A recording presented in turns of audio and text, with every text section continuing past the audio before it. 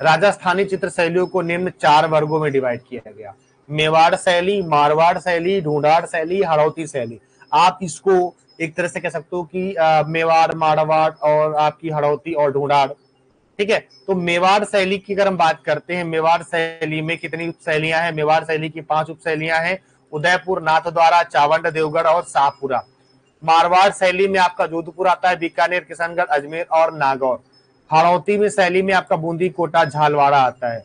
वहीं ढूंढाड़ शैली में आपका आमेर, जयपुर, अलवर और उनियारा आता है। ये 4 क्षेत्र आपके आते हैं। क्लियर है? समझ में आया कि नहीं आया?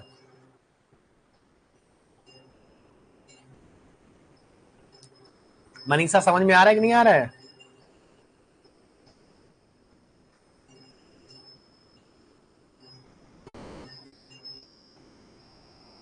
देखो बेटा, तैयारी बहुत जोर शोरों से करो, ठीक है? अगर आपने जोरों शोरों से तैयारी नहीं की ना, तो याद रखिएगा जो क्राइटेरिया है आपका कला वर्ग का, क्योंकि फर्स्ट पेपर तो वैसे ही टफ होता है, कम से कम अपना जो कला वर्ग है उसको तो आप बहुत अच्छे तरीके से लेके चलो। समझ गए?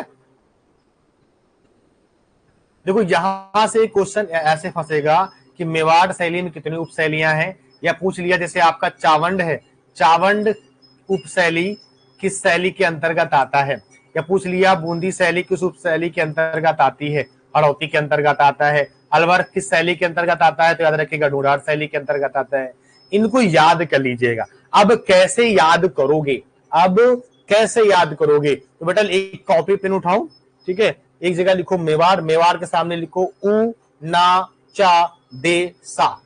ठीक है, तो उनाचा देश, उनाचा देश, उनाचा देश। मेवाड़ के आगे उनाचा देश लिखो। क्या लिखोगे? मेवाड़ के आगे उनाचा देश। ऊ से मतलब उदयपुर, ना से मतलब नाथद्वारा, चा से मतलब होता है चावंड, दे से मतलब होता है देवगढ़, सा से मतलब होता है शाहपुरा। मारवाड़ शैली लिखो। मारवाड़ शैली के आगे लिखो क्या? जो भी की अना, जो भी की अना। क्या लिखोगे? जो से जोधपुर, बी से बीकानेर, की से किशनगढ़, आ से अजमेर, ना से नागौर। समझ में आ गई? हड़ौती शैली लिखो। हड़ौती शैली के आगे लिखोगे क्या? बूकी झा, बूकी झा, बूकी झा।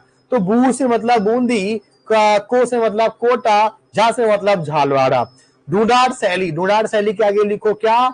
आजे आऊ, आजे आऊ मतलब आजे आऊ। आजे आऊ का मतलब क्या होता है? आ से आमेर, जय से जयपुर, अलवर, आ से अलवर, उ से उनियारा। समझ में आ गई बात? इन चारों शैली की जो उपशैलियां हैं बहुत ही सिंपल तरीके से आपको याद हो जाएंगी। इंग्लिश लेटर में लिखना चाहते हो तो आप इंग्लिश लेटर में लिख लो। ऐसे कर लोगे कि नहीं कर लोगे? समझ में आ रहा है कि नहीं आ रहा है?